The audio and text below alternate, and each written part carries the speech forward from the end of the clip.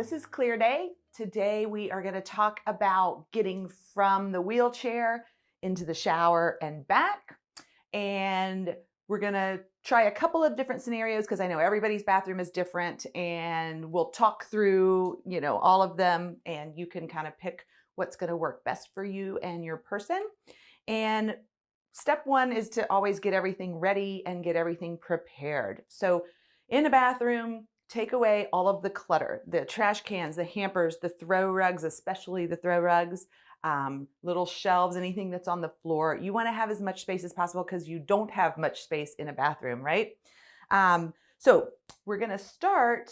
Oh, in terms of getting ready, step two, get rid of the leg rests if the wheelchair has them and get them away. Don't leave them here because they'll be in your way and then all of you will get aggravated, right? So leg rests are off, clutter is gone. Let's say we're going to start with a walk-in shower, and we are fortunate here, we have only a small lip to get over. Most people with a walk-in shower, it's about 4 inches. So we'll kind of talk through both of those. So first thing, I'm going to get the wheelchair as close as I can, and I'm going to lock it. And we're going to pretend that he's just got a robe on.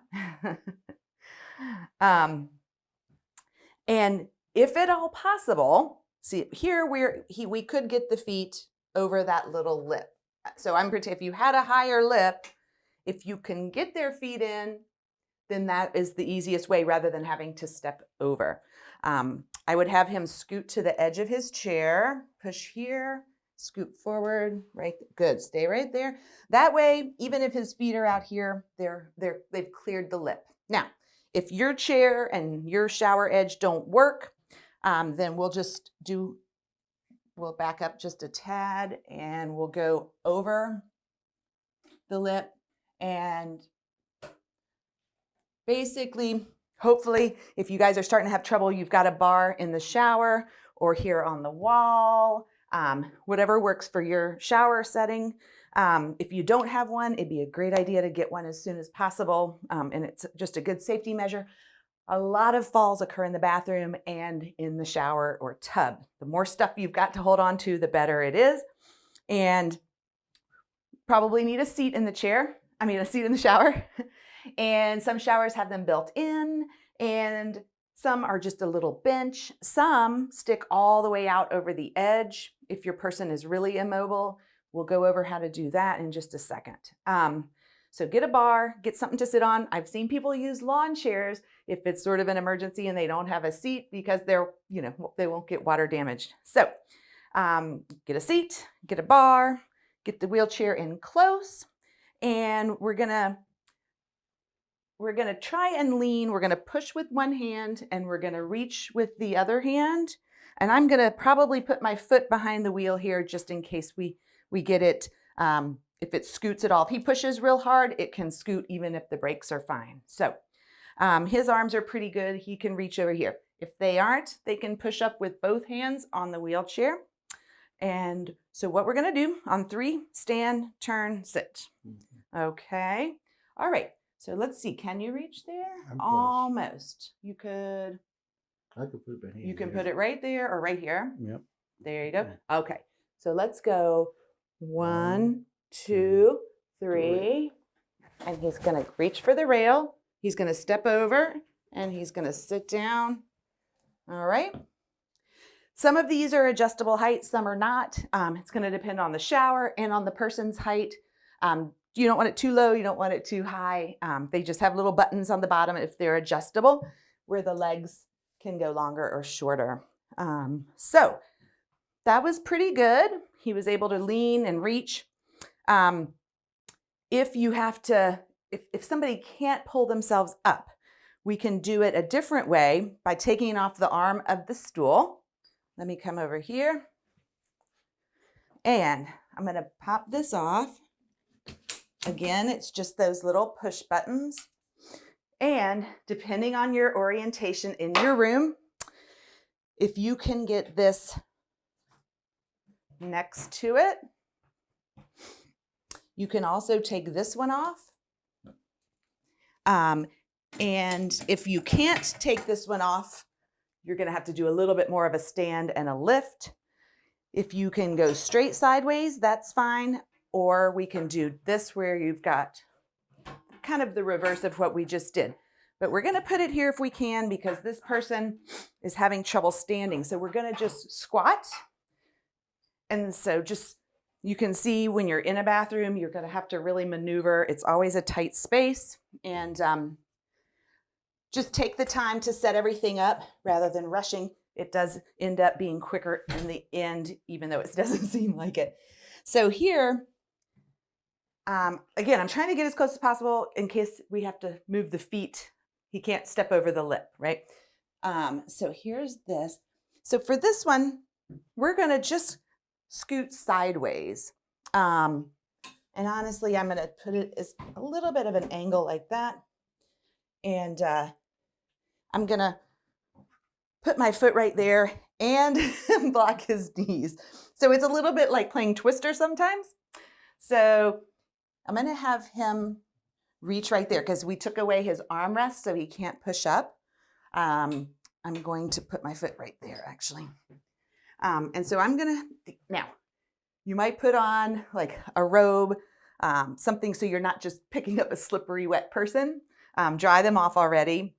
And so now I'm going to help him stand just a little bit, lift his behind and put it right there. So, all right, on 3, 1, 2, 3, like that. Okay. So it's not far. You're not really lifting them all the way up. You're kind of rocking back and helping them turn. It's just a little pivot. So you're not lifting them like this. You're using, just momentum, kind of straight arm pull. And I'm just holding around his back. If you have a gait belt, some people do that. They're not all that comfortable, especially if you don't have clothes on. But if you can't get a grip on him somewhere, you can put the gait belt around, which is just a white strap, and kind of get some leverage that way. You could put some pants on while you're sitting, and you can pull on the waistband if it's not a real stretchy one. So just this is the center of gravity of the body, and that's where you get the most leverage. Okay, now we're going to just talk about if it were a tub, because this is not a tub. But if you had a tub and the person couldn't stand up and step over, because that's a pretty advanced task. If somebody's had surgery or a fall, they've had a stroke, if they're sick. So you would have a bench that's similar to this, but 2 of the legs stay inside the tub and 2 of the legs are longer and they go outside the tub. So it ends up looking like that. Here's your tub wall, and the bench goes outside. So once you're there, that's the same scenario as what we just did. So wherever your bathroom is, you get the wheelchair next to it, this way, wherever you can fit it. And then you do that same transfer onto here. Once you got them there, the bench is long and you just scoot over until you're on this side of the bench and there you are in the tub. You are probably going to have to help them pick up their legs and bring them over the edge. Sometimes you may have to help them scoot.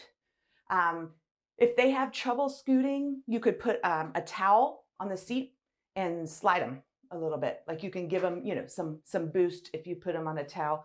And the same thing coming back this way, dry them off, get their legs over, and then assist here again where, we're just going to lift the behind and put it there on the chair. So for the tub, you probably are going to have to get that. It's called a transfer tub bench, and usually Medicare doesn't pay for them. They only pay for the little shower chairs. They used to pay for them. But you can check with your plan if you need it. And certainly getting an occupational therapy or a physical therapy home health consult will help. And especially if you've got a tougher situation. We have a little bit of room here, so we're lucky. But a lot of bathrooms, you can't even get the wheelchair in. You have to use an alternative means, either a sponge bath at the kitchen sink, a bed bath, or a narrower stool that you could roll into the tiny space. You might be able to get it in, but you can't get close enough to the tub. So it's really worthwhile if you start to get, and that's a new situation, to get some therapy, to come do some home health with you and to make it safer and easier for both of y'all, because this is, one of the harder tasks, especially if it's a tub and not a walk-in shower. Okay, I hope this is helpful and that your scenario can kind of work with one of these, or maybe you have to modify just a little bit. But hopefully that's going to make it easier. And thanks for coming and watching.